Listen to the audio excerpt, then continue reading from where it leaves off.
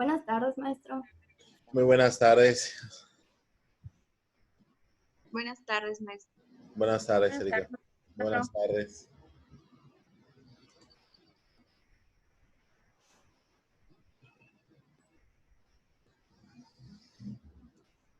Maestro, una duda con el proyecto parcial. Sí, Erika. ¿Cómo vamos a sacar el número de créditos para la malla curricular? Una hora equivale a 0.06% de un crédito. Se multiplica el total de horas por 0.06.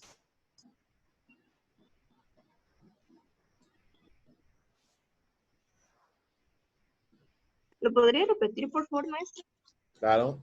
Se multiplica el total de horas por 0.06. Buenas tardes, maestro. Buenas tardes, Yaneli. De hecho, más adelantito les voy a mandar un video de retroalimentación del segundo D, de la explicación del proyecto, ya que nos podemos conectar el viernes. De hecho, voy a subir hoy, pero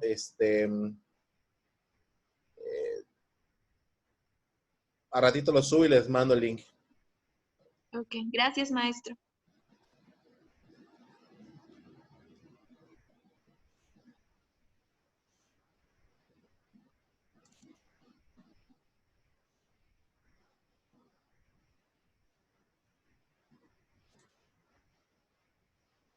Oye, ¿me pueden indicar en dónde me quedé en la explicación de la clase pasada? ¿En qué punto?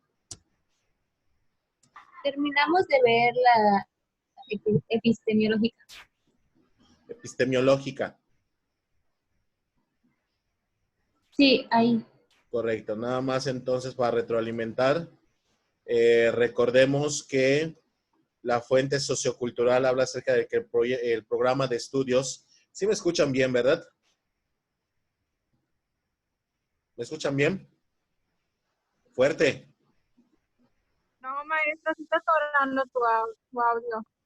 Se atora, maestro, como robot. Ok, eso es lo que estoy viendo. Me muestra que mi conexión es inestable.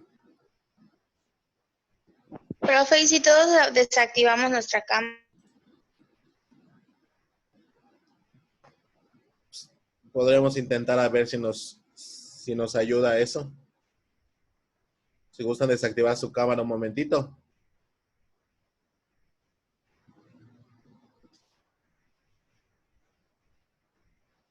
Muy bien. La clase pasada les estaba explicando que la fuente sociocultural de un currículum básicamente habla acerca de generar, transmitir ideologías, valores, actitudes de una manera que permitan crear seres individuos con capacidades únicas y capacidades que les permitan tener un impacto positivo en el aspecto social.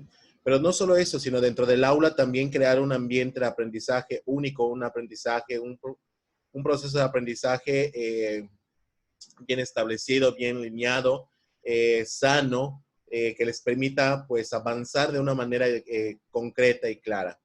El psicopedagógico, hablamos de conocer las fases del desarrollo humano, psicológico, que nos permite pues entender cómo realizar procesos de enseñanza adecuados de acuerdo a la edad cronológica y a la edad mental de la persona. Pero no solo eso, sino también crear procesos de aprendizajes idóneos y claros que le permitan evolucionar, transformar al individuo de una manera físico, emocional, cognitivamente, y saber cómo se desarrolla el pensamiento humano a través de pues todas estas cuestiones mentales y psicológicas que se tienen que establecer. La pedagogía era la ciencia que nos permitía definir, guiar el aprendizaje de los jóvenes, de las personas, conceptualizar las técnicas, métodos y estrategias que nos permitirían generar procesos de enseñanza idóneos, con resultados, donde se formen competencias. Y finalmente, el epistemológico es poder desarrollar el saber y el saber hacer, es decir, generar pues esa facilidad de integración de los programas de estudios, de los contenidos, que sean lógicos, coherentes, estructurados, de lo más fácil a lo más difícil, con una taxonomía, que de alguna manera podamos desarrollar la parte técnica, cultural, filosófica y científica de los programas de estudios. Y ya para terminar, la profesionalizante. Participación. ¿A qué suena la palabra profesionalizante?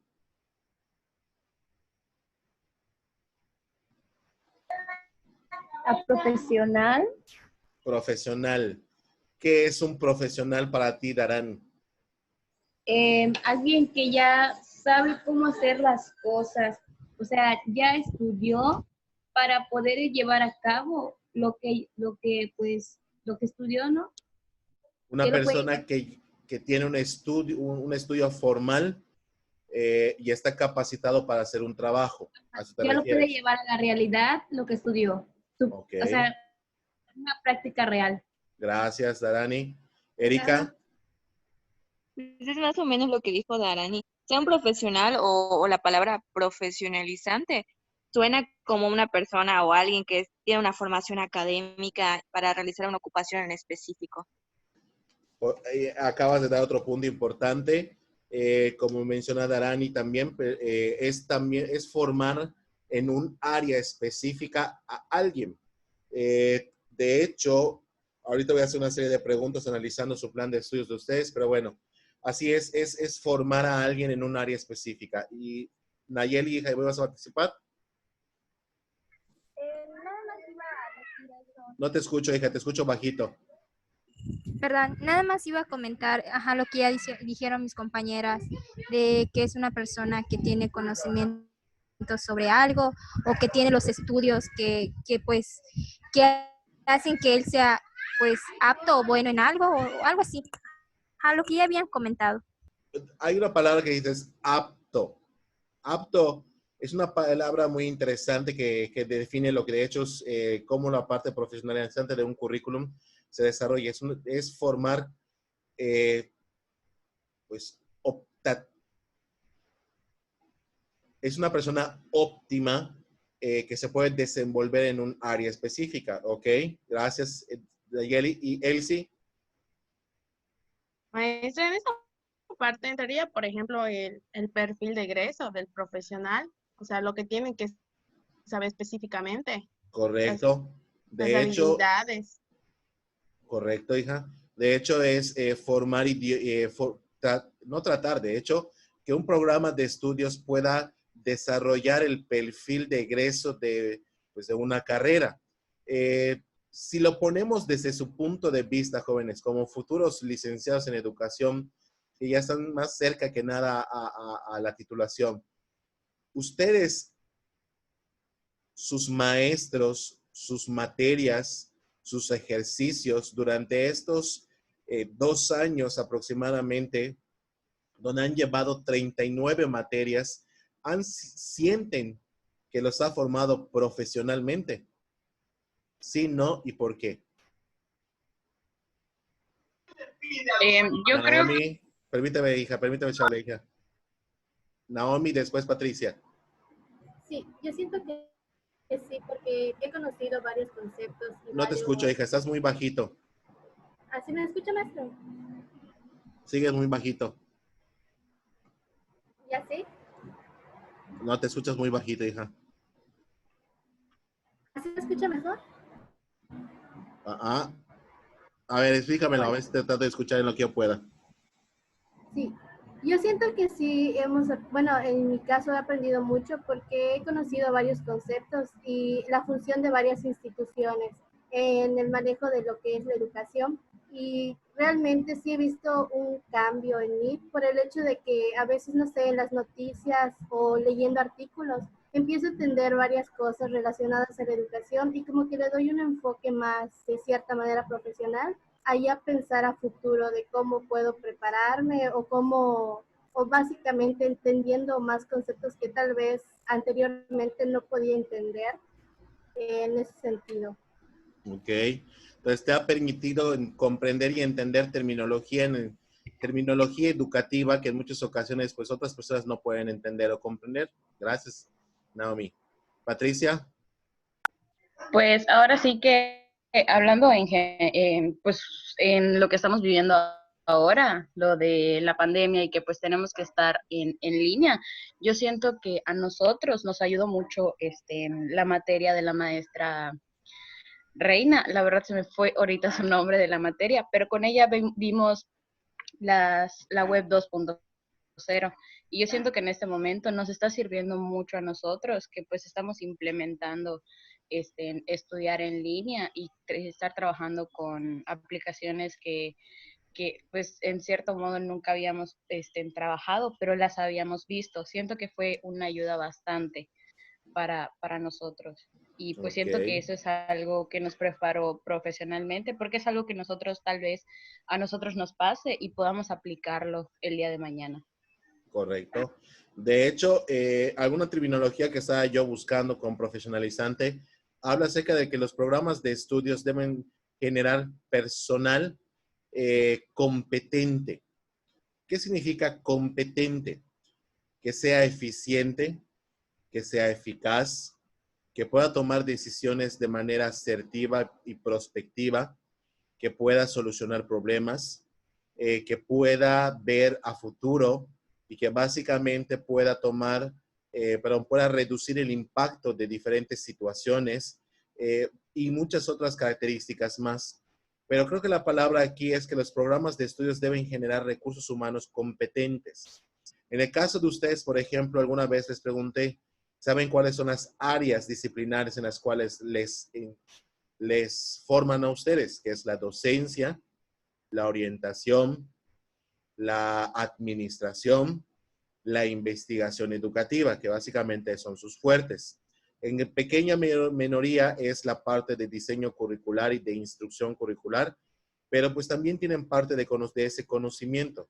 Entonces, eso es un programa de estudios profesionalizante, que es básicamente formar un profesional en un área específica que esté vinculado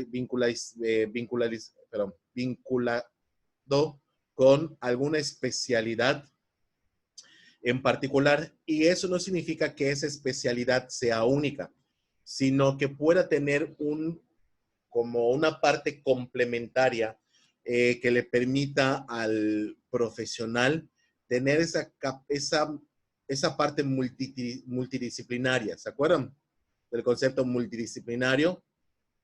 ¿Ok? Que básicamente habla acerca de tener diferentes áreas disciplinares para poder formarse de manera competente. Pues básicamente eso es tener una formación general profesional, que básicamente es abordar contenidos de una manera seleccionada estratégicamente para crear una perspectiva de una profesión. En el caso del talleres de ustedes, si se dan cuenta, la mayor parte de las teorías los temas, unidades temáticas que escogieron o módulos, como los quieran llamar, pues básicamente son multidisciplinarios. Unos son teóricos, otros son más prácticos, otros son más teórico-prácticos, conjugan las dos cosas, entre otras cuestiones. Entonces, en el caso de sus talleres, a eso hace referencia, que debe ser muy estratégico seleccionar las asignaturas, los contenidos, los temas, seleccionar las estrategias, los criterios de evaluación, las competencias que básicamente se van a formar con cada una de las materias que la persona vaya tomando durante pues un semestre, un bimestre, un cuatrimestre, entre otras cuestiones. ¿Me doy a entender? Muy bien. De ahí entonces tenemos lo que es la relación entre los aspectos epistemológicos, que es desarrollar el saber saber, el saber hacer, el saber ser, y la parte sociolaboral. ¿Qué implicaría el concepto sociolaboral? que los programas de estudios deben desarrollar la parte sociolaboral de la persona, porque ya hablamos de que tiene que generar competencias, tiene que formar actitudes, tiene que formar destrezas, conocimientos. Pero ¿qué implicaría formar socioculturalmente? Charito. Yo creo que, ¿me escucha, profe? Sí. Yo creo que se refiere a sociolaboral cuando las prácticas profesionales te enfrentan a lo que sería ya trabajar en un aula, ¿no? El dar clases, el confrontar al alumno o al educando a lo que sería su campo laboral. Correcto, es a enfrentarlo, aterrizarlo. De hecho, ustedes llevan una parte profesionalizante. De hecho, llevan dos, lo que es el servicio social y lo que es las prácticas profesionales, que ojalá las puedan aprovechar a su máximo cuando lo tomen en su momento. ¿Por qué? Porque eso ya es acercarse a su mundo real, tal vez no al 100%, tal vez el servicio social sea en un 45, 60% de realidad, en la cual van ustedes a estar inmersas, y tal vez sus prácticas profesionales sea ya más en un 60, 80, 90%, pues dependiendo también de la institución donde lo hagan, ¿verdad? Y los trabajos que les pongan a hacer. Pero esa es una forma muy cercana de decirle al estudiante, este es tu futuro, esto es lo que te espera, me doy a entender. Y ya básicamente la otra realidad es cuando finalmente egresan y ahora sí es a buscar trabajo. Y que realmente un profesional trabaje en la área que estudió. ¿Me doy a entender? ¿Cómo se sentirían ustedes si en algún momento determinado no trabajarían en el área en el cual estudiaron y trabajaran en otra? Frustrada. ¿Cómo se sentirían? Charita, no escuché, hija. Yo creo que un poquito frustrada, profe, sobre todo por el hecho de que es una escuela, pues, privada la que estoy estudiando, ¿no? Entonces está haciendo una inversión. Entonces el no trabajar en esto sí sería algo como ilógico o como que echar a la basura mucho esfuerzo de parte de mi mamá. Gracias, hija. Nayeli, ¿ibas a decir algo, hija? Bueno, nada más quería comentar que incluso nuestras prácticas o nuestro servicio de cierta forma pues nos podría ayudar para darnos cuenta de si realmente es lo que queremos, porque puede que elijamos una carrera y que nos guste, pero es muy distinto al ya estar en el ámbito real y estar viviendo lo que estaremos aplicando en nuestra vida diaria en el dado caso de cuando nos graduemos. Entonces yo siento que es como ya mostrarnos la realidad y que de cierta forma ver si es realmente lo que nosotros queremos, por así decirlo. No sé si me estoy explicando. Okay. También puede conflicto, que en realidad es el área que está estudiando o no. De hecho, algo muy importante es que realmente traten de hacer todo lo posible para poder ingresar en el área laboral en que ustedes están. Empezar a aprender, pues en muchas ocasiones he visto que muchos comienzan como prefectos, después unos, al ver las capacidades, unos son elegidos como administrativos, otros son elegidos como maestros de planta, algunos como maestros auxiliares, entre otras cuestiones. Digo, mientras se van adquiriendo algunas habilidades que en muchas ocasiones por ciertas barreras no están bien desarrolladas. De hecho, aquí viene la parte que les quería comentar, la epistemología profesionalizante. ¿Qué es la epistemología profesionalizante? Por ejemplo, lo que hace diferente el programa de estudios de la República de México a la UADY. ¿Qué hace diferente al programa de estudios de la UADY de la República con tal vez el CEP o tal vez la República de México o tal vez el siglo XX, la escuela que se llama siglo XXI, si no me equivoco? Entonces, en muchas ocasiones esa es la parte más importante, la epistemología. ¿Qué saben hacer? Aquí no es que no es qué formación tienes, sino qué sabes hacer. ¿Cómo lo sabes hacer? ¿Cuál es la evidencia que me demuestra que tú como profesional te formó tu escuela para poder hacerlo? ¿Me doy a entender? Y en muchas ocasiones por eso hay maestros que los mandan a cursos los jueves, a pláticas, a talleres, donde al final y al cabo reciben un pequeño papel. Y en muchas ocasiones esos papeles tienen un valor pues curricular. De hecho, hasta el hecho de que ustedes construyan un taller como el que están ustedes planteando, lo pueden meter como parte de su formación educativa, me doy a entender, al momento de ya pedir trabajo. Eso habla de lo que saben hacer y de cómo lo hacen. ¿Me doy a entender? Muy bien. De ahí está la parte, desarrollar la parte científico-técnica y las experiencias formativas. Por ejemplo, alguien me diga como una materia que los ha formado científica y técnicamente, que al final y al cabo generaron un producto. No fue reflejo de un conocimiento, sino un producto, una evidencia real.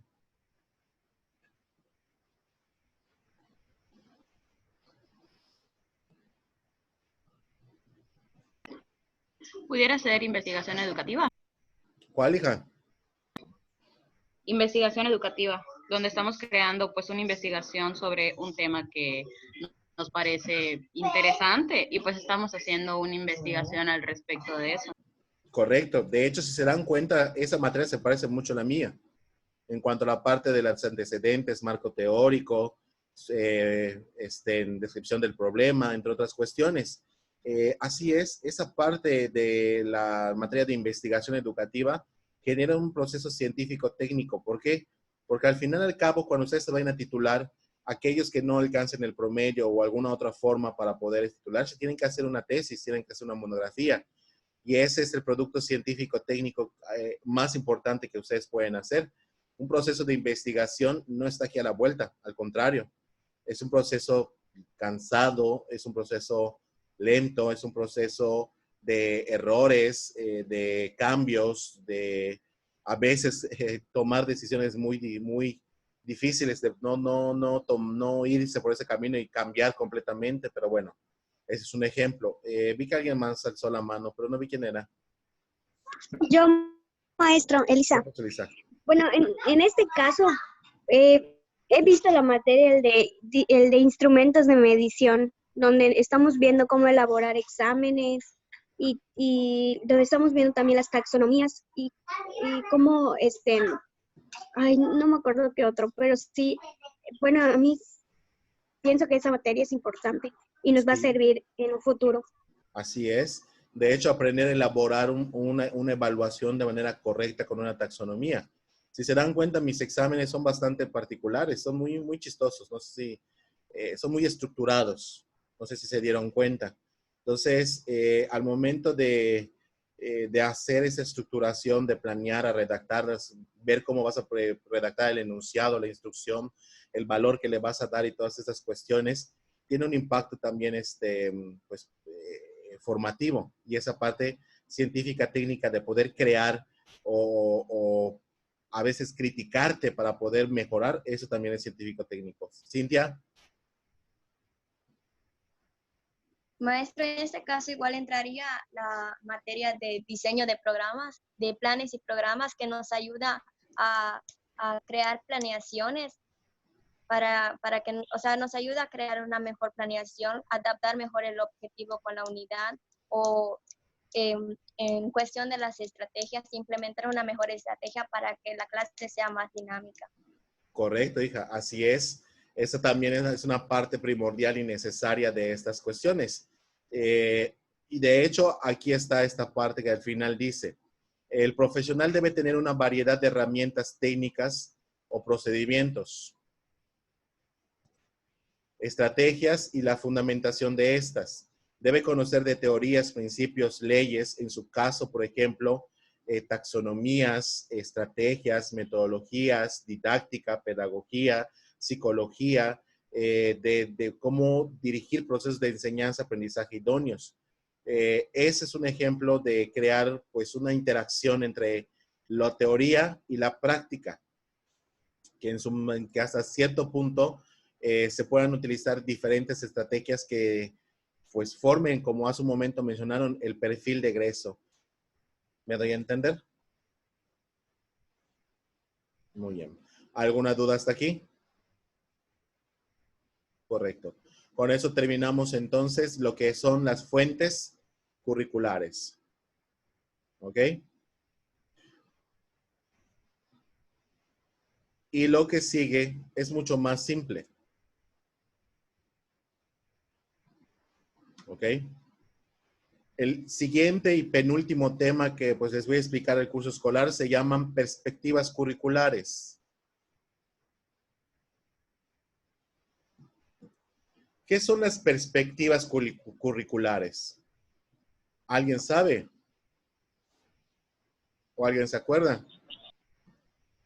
Pues perspectivas, me suena como que cada quien tiene su manera de interpretarlo, ¿no? Entonces, me imagino que, no sé, cada autor tiene su forma de interpretar o de diseñar su currículo. Correcto, O así algo así. es. De hecho, es la forma particular en que se han diseñado los currículos a través de la historia. La primera perspectiva o la primera guía que de alguna manera se estableció fue la tradicionalista. ¿Alguien se acuerda de cuáles eran las características de la educación tradicionalista? Eso ya lo vieron ustedes en alguna materia.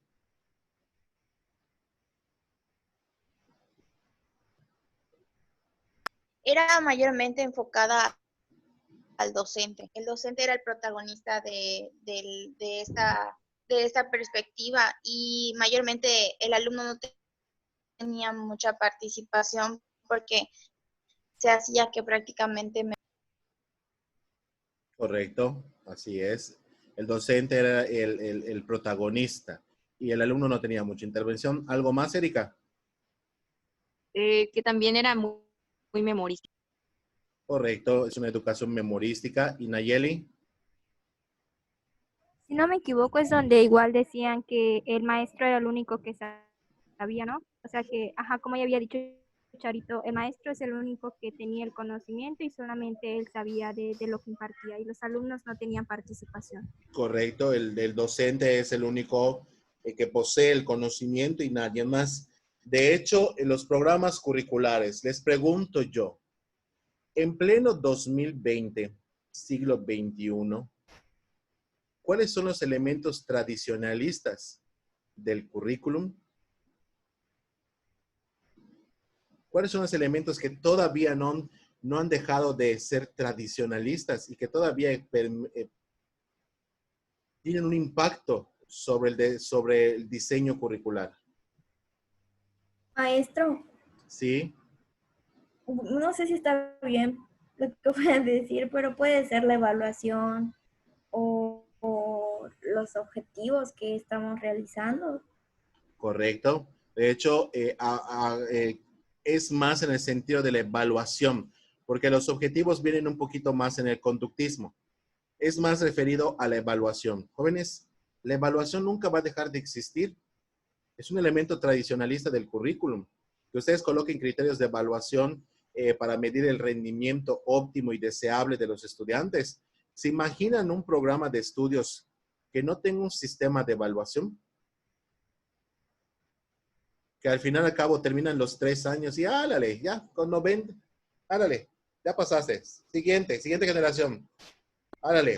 No tendría una forma de cómo saber si realmente aprendieron o no lo que estaban viendo, ¿no? Correcto, así es. No sabríamos qué tan profesionales son las generaciones que salen de nuestra institución. Y por lo tanto, el elemento de la evaluación es algo tradicionalista que nunca va a cambiar. Algo más tradicionalista que ha permeado o influido en el diseño curricular hasta hoy. Tradicionalista, Patricia. Pudiera ser algunas tareas. Por ejemplo, creo que en alguna materia llegamos a hablar de que en historia todo era algo constantemente repetitivo. Eran leer la lectura y responde las preguntas o haz una línea del tiempo. O sea, como que hay ciertas tareas que a pesar de el siglo en el que estamos y los años que han pasado, siguen siendo repetitivas y no ¿cómo se puede decir? No se han modificado. Las estrategias de enseñanza. Muchas de las estrategias de enseñanza vienen de hace muchísimos años. Un cuestionario, una guía de lecturas, leer, que es indispensable y eso nunca lo vamos a poder eliminar. Imagínense que de pronto no le dejemos tareas a los alumnos, que todo sea la educación dentro del salón. Álale. Hoy no hay tareas, ni mañana, ni pasado. ¿Qué pasaría con reforzar el conocimiento, con evaluar si cómo lo aprendieron, si lo aprendieron, en cómo verificar si adquirieron el conocimiento? Entonces, estas partes de las actividades o tareas de enseñanza y aprendizaje son cuestiones que nunca van a, que deben de estar ahí por cuestiones de evaluación, ¿me doy a entender? O sí, porque las tareas igual entran entre el modo de evaluar, o sea, es la forma en cómo un tema vas a evaluar si lo comprendieron los alumnos. Exactamente, también, correcto.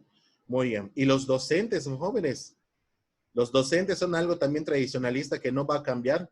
El perfil docente que a veces se colocan dentro de las cartas descriptivas y te dicen, necesitas un maestro con estas capacidades, con estas habilidades, con estas destrezas, con estas actitudes, con estos valores, con este nivel formativo, con esta experiencia de años. Entonces, el docente también es un elemento tradicional que durante muchísimos años ha permanecido y ha sido necesario mantener dentro de un programa de estudios. Imagínense una educación en línea donde, o como las que estamos llevando ahorita, donde no existieran esas videoconferencias, donde solo les pongo una plataforma, les pongo sus actividades, retroalimentaciones, explicaciones, y no hay interacciones entre diferentes personas, o alumnos y profesores. Araceli entendería una cosa, Patricia entendería otra, Amairani entendería otra, o en muchas ocasiones también podría ser que hayas cumplido con el objetivo, que todos hayan entendido de la misma manera. Aunque sabemos hoy en día que todos los alumnos aprenden de diferentes formas, ¿me voy a entender? Y a veces la figura de docente es necesario, no a veces, sino que es muy necesaria, por al menos para resolver dudas, preguntas u observaciones que se tengan. ¿Me doy a entender? Muy bien. Y rápidamente paso a explicar esto. Por lo tanto, la parte tradicionalista fue un periodo inicial de la historia, una respuesta al problema contemporáneo que se necesitaba en aquel entonces. Uno de los primeros en hablar acerca de una educación tradicionalista fue William Torrey Harris. William Torrey Harris hablaba acerca de que el cúmulo de conocimientos se llama herencia cultural.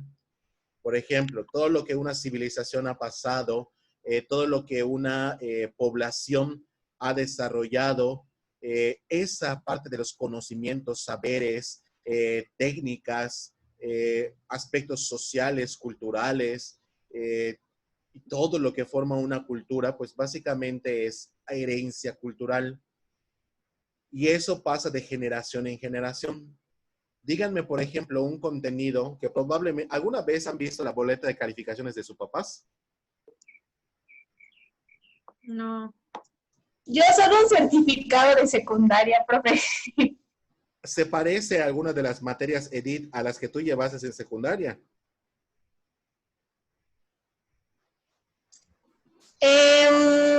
De cierta forma, no, porque tienen otros nombres. Correcto, a eso es lo que yo quería llegar. En muchas ocasiones el cúmulo de conocimiento simplemente cambia de nombre, pero sigue siendo los mismos saberes.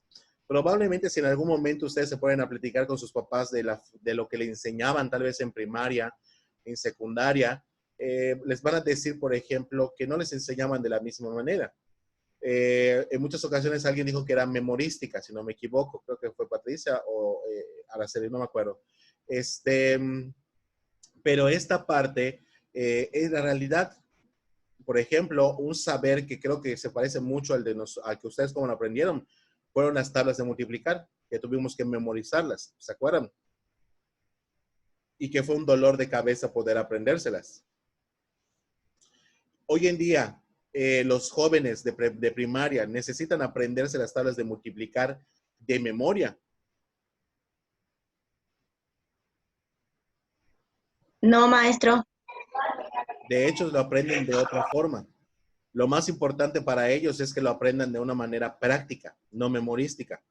Me doy a entender, de que ellos tengan el conocimiento práctico de por qué se están aprendiendo las tablas de multiplicar. En cambio, nosotros nos dijeron, pues apréndete la tabla del 1 al 10 porque mañana te voy a tomar la recitación y en forma desordenada. Entonces, sufríamos para aprendernos estas cuestiones. Harris también decía que, por ejemplo, la educación elevaba al individuo sobre todas las especies.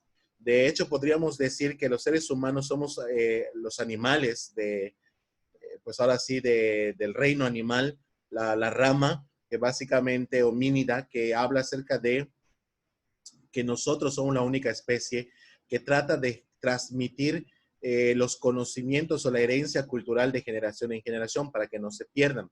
Y eso nos ha permitido elevarnos entre otras especies, culturalmente, no que seamos superiores a ellas, sino que culturalmente somos superiores porque nos, ¿cómo se le llama? Nos sujetamos o nos aprendemos pues nuestra historia pasada para replicarla de generación en generación, ¿sí? Y eso hace posible que ese cúmulo de sabiduría esté disponible pues para todos, empezando por los niños y terminando por nosotros los adultos o pasando por ustedes los adultos jóvenes.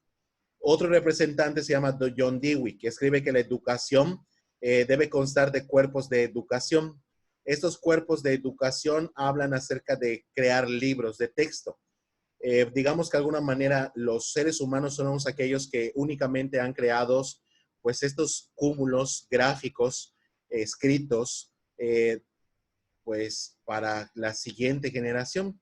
Ahí tenemos desde las principales culturas con sus papiros, sus jeroglíficos, sus esculturas, que también son parte de una forma cultural de darnos a conocer pues las primeras civilizaciones. Mucho después los papiros, los rollos, los libros, las liturgias, que también hablamos de la educación eclesiástica, están las invenciones, entre otras cuestiones. ¿Me doy a entender? ¿Alguien tiene alguna pregunta? Ok. Después está lo que aparece Edward, de hecho, Hirsch, perdón, habla mucho acerca de esta parte de crear, promover una perspectiva tradicional. ¿Por qué? Porque no va a ser posible eliminar 100% que todos los currículums sean por ejemplo, constructivistas, humanistas, sean psicogenéticas, sean, por ejemplo, que sigan la teoría de Montessori. No, al contrario, siempre van a haber elementos muy conductistas, pero tradicionalistas dentro de lo que es los programas de estudios. ¿Ok? Muy bien. La siguiente perspectiva se llaman estructuras disciplinares. Las estructuras disciplinares básicamente hablan acerca de crear cuerpos disciplinarios que no sean solo, por ejemplo, en aquel entonces lo llamábamos, por ejemplo, español, artes, música, pues deporte, en sus momentos determinados, cuando ustedes vieron historia de la educación, sino que hubieran cuerpos de conocimientos científico-técnico. Algunos principales luchadores para que se empiecen a incluir en los programas de estudios estructuras disciplinares, científicas, técnicas, fuera de los elementos tradicionalistas como literatura, vuelvo a repetir, como español, matemáticas, arte, deporte, música, anatomía, probablemente en su momento determinado, sino que incluyeran cuerpos científicos como por ejemplo de física, estamos hablando de matemáticas avanzadas, estamos hablando de que estos cuerpos, como por ejemplo Max Weberman, habla acerca de incluir la parte de, en programas de educación superior, conocimientos sobre ingeniería en particular. Se los voy a poner así de fácil, por ejemplo, un ejemplo de que estoy tratando de hablar. Imagínense a un ingeniero mecánico que no tenga taller en su escuela y que egresó sin esa parte práctica de su carrera. Ustedes llevarían su coche con ese mecánico? Sí, no, ¿y por qué?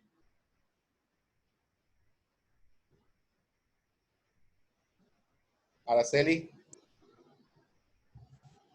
Pues no, profe, porque en la parte No te escucho, práctica, hija, estás muy lejos. a ver, ¿así me Ajá, escucha? muy bajito. Ok. En la parte, yo digo que no, porque no tuvo la parte práctica. Entonces, al estar hablando de ingeniería mecánica por lógica, o sea, se entiende como que tiene que haber esa parte práctica para que, aparte de la teoría que ya lleva, conozca, por ejemplo, y se vaya como que conectando con lo que es realmente toda la cuestión mecánica del auto, ¿no? Entonces, Ok, gracias, hija. no es lo mismo estudiarlo que ya tener una práctica en sí. Ok. Cintia y después Marian. Yo digo que no, porque solo vio la parte teórica y no la práctica, así como había dicho Lupita, pero puede ser que sí logre reparar el carro, pero no al 100%, porque no conoce, bueno, sí conoce sus partes en sí, pero solo lo vio teórica y no sabe, en cuestión de la práctica, a lo mejor no conoce al 100% cada parte de cada herramienta que tiene el coche. Puede ser que cada herramienta que tenga el auto, pero no lo pueda reparar al 100. Ok. Como que sí le encuentra el defecto, pero tal vez no sea lo que el carro requiere. Teóricamente puede encontrar el defecto, pero prácticamente tendría problemas, como tú mencionas, al aplicar sus conocimientos. Ok, muy bien. Marian. Igual lo mismo, pero es como dicen mis compañeras, te tienes que familiarizar con los objetos y con las piezas más bien para que puedas reparar o sea, tienen que ser a la par esas dos, la teoría y la práctica, para que haya un resultado eficaz. Correcto. O imagínense que en bachillerato, gracias, o imagínense que en bachillerato no existan esas áreas de especialización como sociales, ciencias exactas, biológicas, en la parte, por ejemplo, de humanidades. ¿Se acuerdan cuando ustedes estudiaron la prepa que tuvieron que escoger optativas y para especializarse en el área que querían estudiar?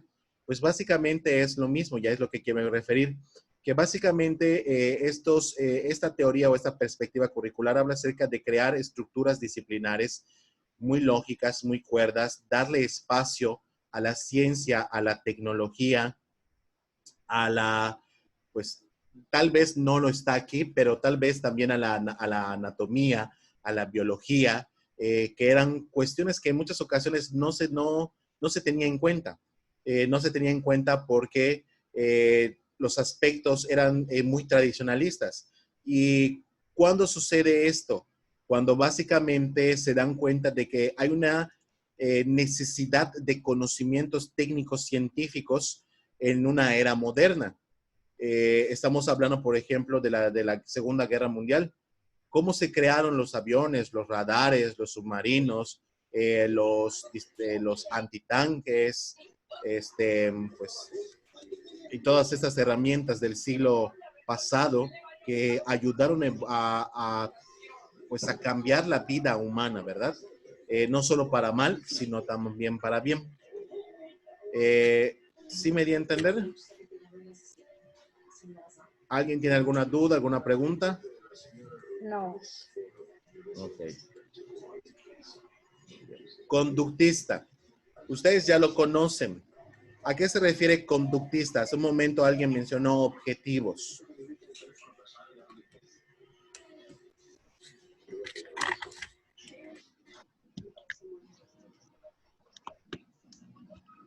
¿Se acuerdan qué significaba conductista?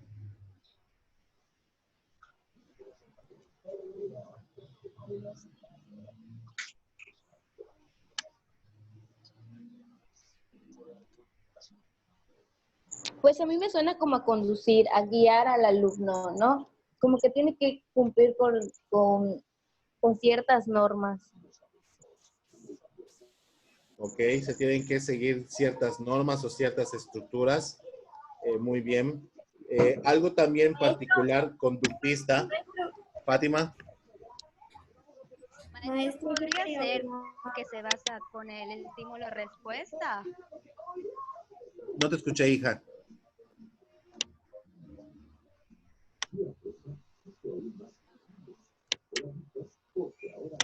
No, creo que ese fue tu audio, hija. Maestro. ¿Se basa en el estímulo-respuesta? No te escuché, hija. Está muy bajito tu auto. Discúlpame. Creo que dijo lo del estímulo-respuesta, que si se basa en el estímulo y la respuesta. Ok, esta parte, hablamos mucho de los teóricos de Tordique, de Erik Erikson, de estas teorías que hablan acerca de la conducta, que lo más importante es lo que se demuestra. Eso ya lo habíamos visto, por ejemplo, la parte de la parte de los egresados, la parte de los servicios profesional, la parte del desarrollo de las competencias o del perfil de egreso. Ahí está la parte conductista de los programas de estudios. Lo que la teoría nos decía, por ejemplo, es que en esta parte de las décadas de los 50 y de los 60 aparecieron psicólogos conductistas que básicamente se querían concentrar en los contenidos y que eran capaces de hacer los estudiantes con estos contenidos que aprendían. Si realmente era la forma correcta en que se aplicaba. Entre esos conductistas, pues estaban particularmente los filósofos griegos, pero en teorías o psicologías del siglo, la mitad del siglo pasado, está Edward Tordique. No sé si recuerdan la práctica, la caja, donde puso una serie de palancas, encerró a un gato, donde el gato tenía que aprender a mover ciertas palancas en cierto orden para poder abrir la puerta, salir y alimentarse o beber agua. Aquí está el ejemplo lo que les estaba yo mencionando. Y de alguna manera esa es la forma en que se practica estas cuestiones conductistas. También está la parte, por ejemplo, que ustedes me dicen, la parte de el desarrollo de reforzadores positivos, reforzadores negativos, hacer lo que es los motivadores extrínsecos, intrínsecos de las teorías de diferentes conductistas. Y todo eso se sigue manejando hoy en día, porque es fundamental verificar cómo pueden aplicar los estudiantes todo lo que están aprendiendo en un curso regular determinado dentro de un programa de estudios. ¿Alguna duda hasta aquí? No, maestro. No, profe. Muy bien. La parte experimental habla acerca de considerar ciertas experiencias por descubrimiento. La parte de meter la parte psicogenética, la parte de aprendizaje significativo, la teoría de Ausubel, la parte experimental, la parte de ir al conocimiento, aplicarlo, contextualizarlo, vivir cómo se da ese proceso de aprendizaje es mucho más significativo para el estudiante. Por lo tanto, surge esta atención a la experiencia del niño, es decir, de los estudiantes, y que por lo tanto las escuelas deben basarse para influir las vidas de los alumnos bajo estas perspectivas experimentales. En su momento determinado, si Dios nos permite y quiere, de hecho trataremos de sacar una excursión a un congreso, que es algo muy interesante, pero no nacional, pero no del estado, sino nacional, a ver cómo nos va. Y esas experiencias nos permiten crear, por ejemplo, esa parte de retención, esa parte de una educación práctica del currículum para que podamos ampliar posiblemente todas las, pues, todos los aprendizajes, como multiplicarlos y proliferarlos. Creo que no hay nada más bonito que, por ejemplo, al final de una materia les pongan a hacer una práctica. De hecho, en muchas ocasiones he escuchado que prefieren un proyecto que un examen, o estoy en lo incorrecto. Pero bueno, y eso puede hablar mucho también de esta parte experimental.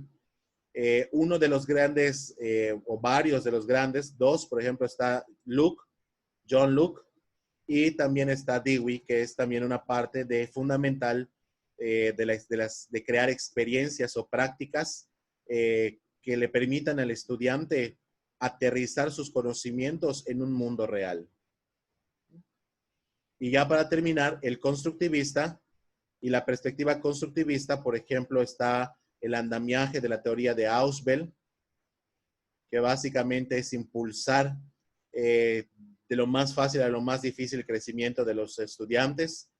E implica que el currículum desarrolle sus propios conocimientos, no que el maestro transmita conocimientos, sino que el alumno genere sus propios conocimientos, y que al final al cabo las actividades sean enriquecedoras para que el alumno pueda tomar decisiones y resolver problemas de una manera pues propia, no desde el profesor. ¿Sí? Y con ello terminamos la parte de las perspectivas curriculares, que de hecho ustedes ya lo vieron, nada más que desde otro punto, desde enseñanza y aprendizaje. ¿Pueden prender sus cámaras para ya terminar?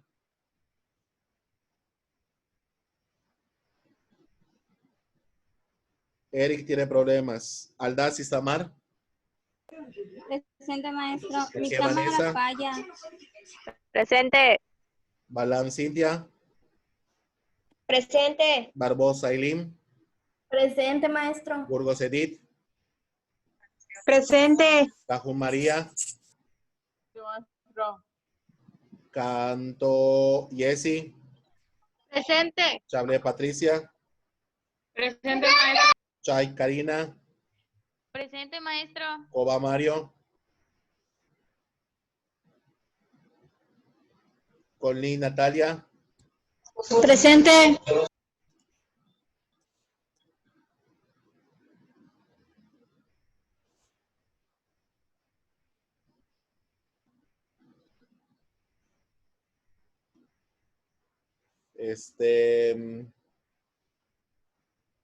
Contreras Vianey.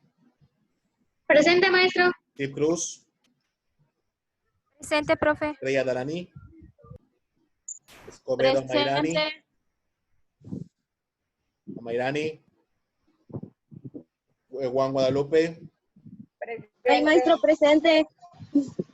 Mariam. Presente, maestro. García Víctor.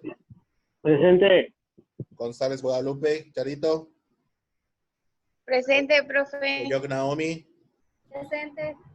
Más Elisa. Presente. Medrano Patricia. Presente. Muñoz.